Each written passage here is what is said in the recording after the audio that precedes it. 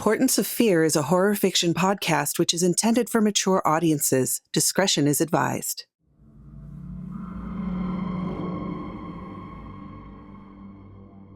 Welcome, Fearlings, to another weird and horrifying tale made just for you.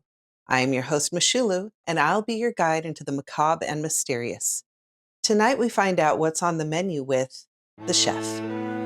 Before we get started, take a moment to like, subscribe, and ring that notification bell so you don't miss a single terrifying story. The rain poured across all of LA mercilessly. A blocked storm drain pushed water back onto the streets, and the freeways were clogged with traffic. It was a mess of the highest order, but Katie needed to make rent. She was short $1,000, and she knew her landlord was just itching to get her out and convert her unit into a luxury apartment. It was more than that, though. She had bills piling up that she had no idea how she was going to pay. Her rideshare app was lit up like a Christmas tree. On the worst days when no one should be on the streets, everyone is, she lamented to herself. But really, it was a good thing. To make her rent and bills, she had to spend the next 8 hours in her dinky 10-year-old Prius driving people around. At that moment, she wasn't sure which was worse. Days where God was trying to flood the world, or days where he was using the sun to burn the city out of existence. Her app chirped as she dropped off a very chatty man at a medical building in North Hollywood. He was a 50-year-old dad who had just found out he had ADHD and needed Katie to know his whole life story. He was nice, but wow, could he talk. When he was gone, she checked the app. She had lots of options, none of them good. But at least the chatty daddy tipped well and gave her 5 stars. Smiling and pretending to care was always a moneymaker for her. She pondered her options. There was a trip out to LAX, but the rider had 3 stars, and that meant a bad tipper or just a straight-up jerk. There was another short trip to Panorama, but she'd have to do a ton of those short trips to get what she needed. Plus, the roads in that part of the valley were terrible. It's more like an off-road experience when it's raining. The third ride was long. It started in Burbank and went all the way into Bel Air. In that weather, the drive would be a slog. The estimated time was 1 hour, but with any luck, the passenger would tip well and not talk a ton. Katie pressed accept and made her way back to Burbank. The pickup wasn't far. She pulled up to the figure waiting in the rain. The door opened, and a man in a very nice suit got in. He had to be 6'3", and his vibe was, "I'm very wealthy and highly cultured." Katie couldn't peg his age, maybe 40? He was handsome. Someone who knows their way around a woman.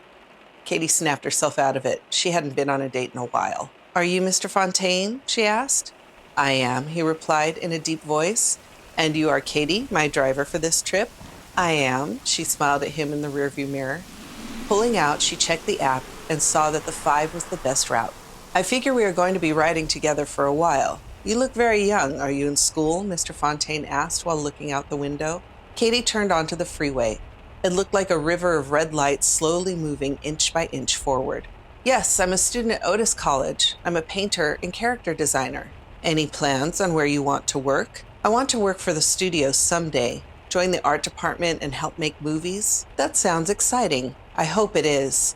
I still have a year to go." "What about you?" She figured it was going to be a long trip, and he seemed nice. Might as well make the best of it. "I am a personal chef for the rich and famous. You can call me Ryan." "Now that sounds interesting. Can I call you Chef?" "That's acceptable too," Chef replied. "What is it like cooking for the rich and famous?" "Like cooking for anyone else, really. Most of the time, that is. Though they tend to be pickier." He let out a chuckle. "What's the strangest food you've ever made?" The Prius was moving about 5 miles an hour. This guy better tip well, she thought. "Baby elephant." "What? No, really?" "No." He smiled at her in the rearview mirror. "I thought I was going to have to kick you out of the car in the rain." "It would be justified. Elephants should be protected. Joking aside, most of my clients are vegans. My job is creating amazing plant-based dishes. Vegan often makes most people think of eating salads all the time, but there's a lot to cooking without animal products." "Are you a vegan?" she asked. "No, I couldn't be in a city with Tommy's, Fat Burger, and In-N-Out. That would be insanity. You don't look like someone who would eat fast food burgers. Or take rideshare, for that matter. I do not eat fast food often, maybe 3 times a year. But I think if you really like a food, you should eat it. In moderation, of course. As for taking a rideshare, I don't drive at all. I lived in New York and Paris for several years and never needed a car. It's easier for me to let a professional like yourself take the wheel." He smiled at her. Katie had never thought of herself as a professional anything. Not having a car in LA is weird, or I guess it used to be. What was Paris like? I have no idea. I was either in the kitchen or sleeping while I was there. Tell me about this school. I can imagine it costs a lot. It does. I have way too much student loan debt. Plus, living in LA is not cheap, but it's a great school to meet other artists. Networking is a huge part of getting a job in the industry, which is funny because most of us are terrible at it. I'm trying to meet as many people as possible and build a good portfolio, Katie said, while trying to merge out of a lane that was more water than concrete. But yeah, it's not cheap. The cost of everything is going up. I'm not sure how young people do it, if I'm being honest, he replied. I was lucky to have grandparents who helped out. That is lucky. My family did well before 2008, but not after. That's rough.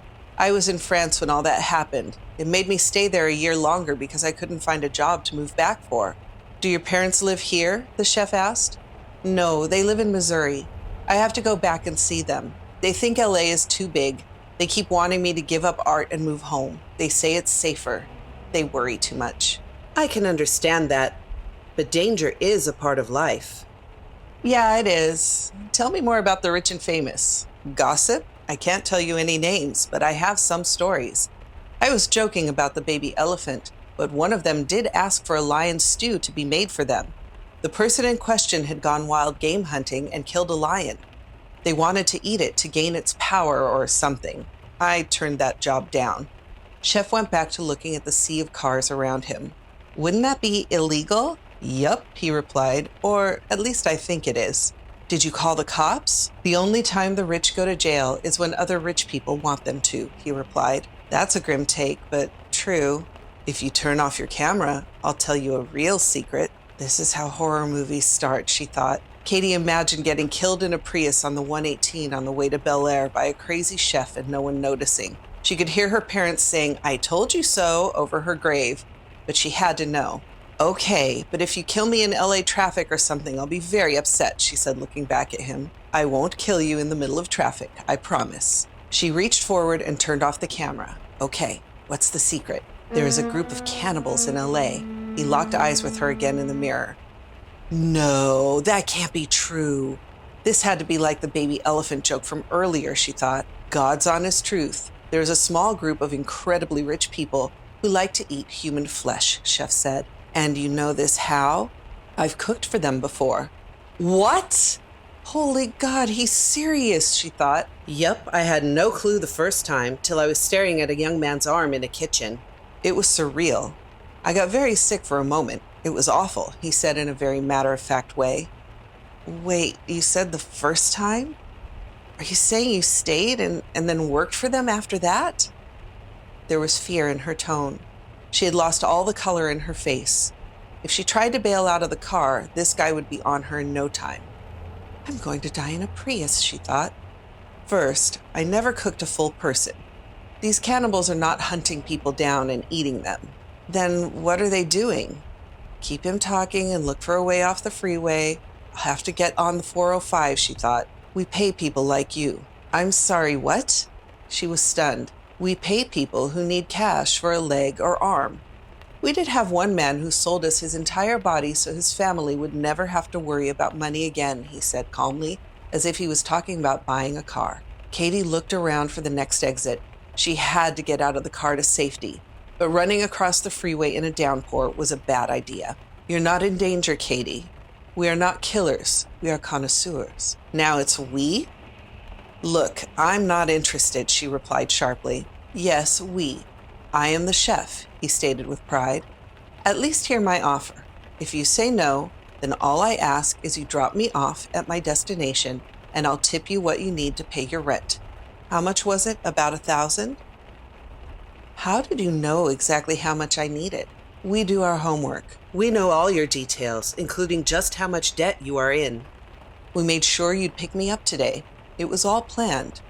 If you look at the car behind us, she glanced up at the mirror and saw a cop car. Oh, thank God, she thought. But then she realized it had been following them for a while. There with us. If you try anything stupid like bailing out of the car to run, you'll be arrested. If you really don't want to hear my offer, though, take the next exit and the police will give me a ride the rest of the way." She thought for a few moments. They were still a ways from Bel Air, and she could now pull off the freeway at any time. Her curiosity got the better of her. "Okay, you have 3 exits to tell me your offer before I pull off and kick you out of my car.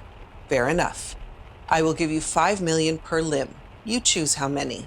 Katie couldn't help but think about how much she could do with that kind of money. But then she couldn't help but feel insulted, too. That's a lowball price for a life without one of your limbs.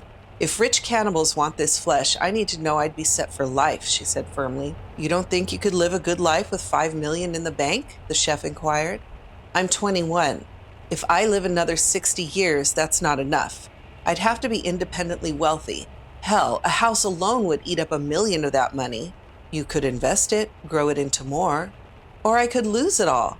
Plus, what about taxes? You give me $5 million, the government's going to want its slice. No, these are 1980s cannibalism prices. We live in the future where inflation is king." "Let's put our cards on the table. How much would you want?" he asked. "No, not yet.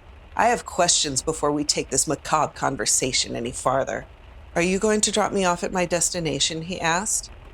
"If you give me $1,000 in cash," she replied. He held up a thick wad of money. "It's yours. Now, ask your questions. How long have you been tracking me?" "We bought your information off the internet from a broker. We asked for a person who was in massive debt. You were one of the top hits. Plus, you want a career in the arts. We knew money would always be an issue." "Rude." "Rude, maybe, but not wrong," Chef replied. "What happens if I say yes?" "When we get to our destination, you log off your app. We would go into the house and put you under sedation, after signing some legal documents, of course. Then a surgeon would remove the agreed-upon limb. After that, I would cook it for the guests. Meanwhile, you would be taken to the hospital by our police friends, a victim of a tragic accident during a rainstorm," he told her. "That's the cover story? We'd crash your car, and the police behind us would file a false report. You would be transferred by ambulance to a hospital where you would finish recovery. Because of the accident, you unfortunately lost a limb or two. And the money? Insurance settlement." "How much of my leg or arm?" Katie asked. She couldn't believe she was still driving with this guy, but she needed that 1,000. She missed the chatty daddy. "Legs, most of your upper thigh. Arms at the shoulder." "How will one arm feed everyone at your party?" Now it was just getting weird, but she had to know. "Small portion sizes, and you're not the only one we are talking to. There is another car right now driving him to the location. He said yes to the $5 million. We're taking his left leg." "Well, he's an idiot. That's too low." "So you said. Tell me, how much do you want?" She thought for a moment. "I'd want $100 million for my left leg." "That's outrageous." "Take it or leg it," she replied with a smile. No way he says yes to that, she thought. "The most we would do is $30 million. We could even teach you how to manage and grow the money. What do you say?" He looked back at her, unblinking. $30 million. That was more money than she could hope to make in art without creating a hit show, and even then. Did she really need her left leg? She could still drive. In fact, with that much money, she could get a driver. Am I really thinking about doing this? It's insane, she thought. I need to think about it. Take your time. For the next 15 minutes, they sat in silence. The cop car was behind them the whole time. She thought about how unlikely it was that she would get a chance at this type of money again. Would she miss her leg? What would life be like? He was right. As an artist, it's very hard to make a steady income, even if you are super dedicated. With $30 million, she could still work in art and never have to worry about rent again. She looked at her app. She was getting closer and closer to the destination. Okay, for $30 million and a financial planner, you can have my left leg. Perfect. See, you thought I was crazy to even think you would say yes. But here we are, Chef said with a wide grin. Don't push your luck or the deal's off. They finally made it to the Bel Air mansion. The police drove right by as she drove up the circular driveway. The chef brought her into the home. All she could see were workers getting ready for the party. The place was beautiful. She wondered how many of them knew what she was doing there or what they would be serving. He took her to an office where a lawyer was waiting. She signed an NDA saying she would never speak of this to anyone, and a bunch of other forms that shielded them from litigation. But she did wonder how any of these documents would shield them from the fact that they are paying to eat her leg. Then they went down into the wine cellar, which had a medical bay in it. The rich must be super bored to do all this, she thought. Then, what she was about to do really sunk in. She became super nervous, seeing the doctor and nurse waiting for her. What the hell am I doing? She thought. The chef stood by as the doctor spoke. Okay, young lady, we are removing your left leg. We will knock you out for the procedure, and you'll wake up in the hospital after your terrible accident. Now, get undressed and get on the table, the doctor instructed her. Wait, I ate like 3 hours ago. Is that going to be an issue? She started to stall. No, don't worry. We have it all worked out. This isn't our first time. Now, get those clothes off and let's get this show on the road. Who knew cannibals were so chipper, she thought. The nurse pulled the curtain shut and Katie undressed. She looked at her left leg and took a deep breath. I gotta get out of here, she thought. Panic started to set in. I'm sorry. I can't do this. She started putting back on her clothes. The money would be nice, but it's just not going to work for me. She pulled the curtain open. It's natural to be nervous, but you know you need the money. And you already signed the paperwork, Chef said. Sue me then. This is nuts, and I'm not doing it, she said sharply while putting on her shoes. Okay, you are free to go. Really? I can just leave? She really thought she was going to have to fight her way out. Yes, we're not animals. I'll even give you the $1,000 I promised. But the NDA is still in effect. Tell anyone and we will ruin your life. Understand? She nodded her head okay and started walking to the stairs. As she passed by the doctor, he took a syringe and sank it into her neck, pushing the plunger down. The yellow liquid flooded into her veins. Katie grabbed her neck and looked at the doctor. You motherfucker. But she couldn't get the words out and fell to the ground. Her eyes were still open. She could hear and feel everything. She just couldn't move. The chef knelt beside her. I'm sorry, Katie. We were never going to actually give you any money. We just wanted to get you down here. Why pay for something we can just take? Don't worry. We are going to eat every last bit of you. Nothing will go to waste. Tears welled up in her eyes. Take her to the kitchen and hang her over the grate. I've been wanting to make more blood sausages, the chef ordered. Poor Katie. It's a people who eat people world out there. How would you have survived an encounter with the chef? Be sure to tell us in the comments. If you liked this Portents of Fear tale, consider joining our Patreon. There's a link in the description below. Want more horrific stories? Click on one of our other episodes on your screen right now. Good night, Fearlings. Sleep well, if you can.